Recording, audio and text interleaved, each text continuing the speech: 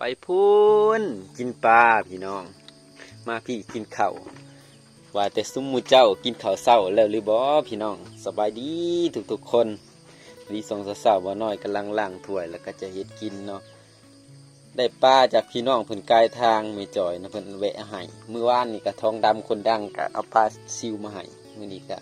ไม่จ่อยเอามาให้เนาะก็เลยสิมาเว้าเรื่องเฮ็ดจังไดให้ได้กินปลาโดนเมื่อเฮามีปลานี่แล้วก็จะมาว่าเรื่องขี้หลักเนาะเมื่อวานเจอขี้หลัก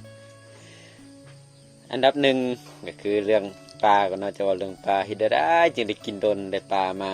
ได้ปลาตอนปลายังปลาน้อยปลาใหญ่เฮ็ดได้มันกินโดนมากินปีสีสาดกับบ่เบิดเพิ่นว่าสิอุสิแกงสิเฮ็ดแห้งบ่กับบ่โดนเท่าแบ่งพี่แบ่งน้องนะพี่น้องเนาะได้หลายก็แบ่งพี่แบ่งน้องได้น้อยก็แบ่งน้อยได้หลายแบ่งหลายแบบนี้เมื่อเพิ่นมีเพิ่นก็จะให้เฮาเนาะหักแพงแบ่งปันคือบ่น้อยอยู่สวนแบบนี้มีพี่มีน้องหลายได้พี่น้องกล้วยกระซุกอีกเพราะว่าแม่เป็นคนมักลงวัดลงว่าหักแพงพี่น้องเนาะหักแพงเอาเลยเฮามาอยู่บ้านใหม่อยู่บ้านเก่าก็หักแพงคือเก่าหักแพงเพิ่นก็เบิ่งกันช่วยเหลือกันอันนี้สวนบ่น้อยห่างไกลจากหมู่เฮือนประมาณ1 ลักแล้วเขาไปผู้อีก4 ลักเนาะอยู่กลางป่ากลางดงกลางดอนแต่ว่าเป็นโคกแรงเนาะเป็นทุ่งนาเก่า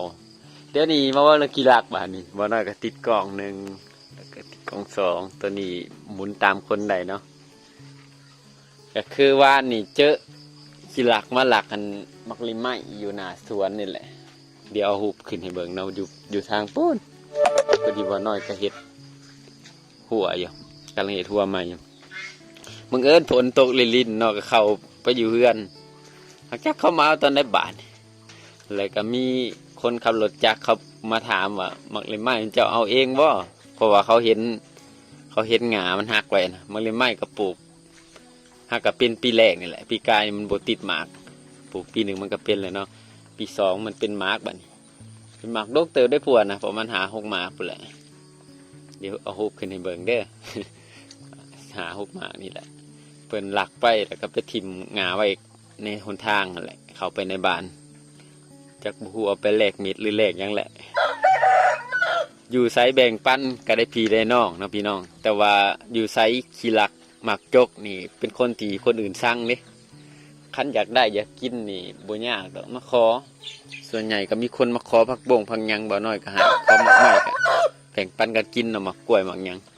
นี่มะขามกำลังออกดอกมะขามปีที่2นี่ปีที่2 ปีกว่าสูง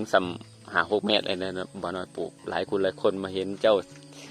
ปลูกอย่างได้ก็ติดตามกันเนาะว่าเขาต้นที่ใหญ่มาปลูกมันก็จะใหญ่ ช่วงข้าวนี่ก็ออกจันทร์แล้วตอนนี้ข้าวออกจันทร์แล้วพี่น้องคลิปมีอาจจะยาวทีเด้อแต่ก็อยู่บนได้ตัดต่ออย่างไรลงให้ชมสดเสาไข่กระคันส่วนคอกตะแตนก็มีนี่ปีก่อนๆก็มีคนมาหลักปลาเด้แต่ว่าปีนี้บ่น้อยก็จะติดกล้องเนี่ยแล้วก็เอาผุดใหม่ลงหลายๆน้องสะ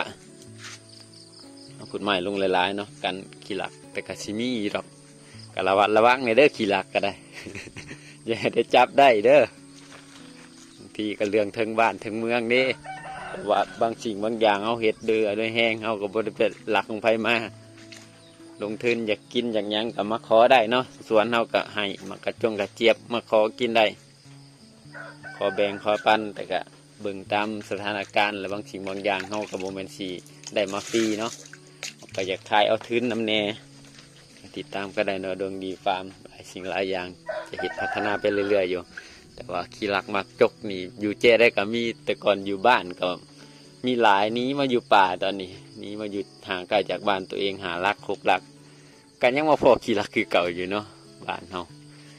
ลักมันก็สิมาจากสารเสพติดแน่แหละแล้วก็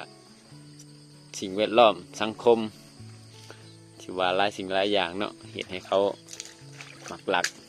แล้วก็ผู้นั้นเคยลักก็จะลักไปเรื่อยๆแหละติดตามก็ได้ดวงดีฟาร์มบอกไปยืดยาวอย่าลืมกดไลค์กดแชร์กดติดตามเบิ่งสวยกันเป็นหูเป็นตาสวยกันเด้อพี่น้องกายไปไกลมาเป็นผู้ใดหลักงัดแงะกะบอกกันแน่จวดกันแน่เนาะ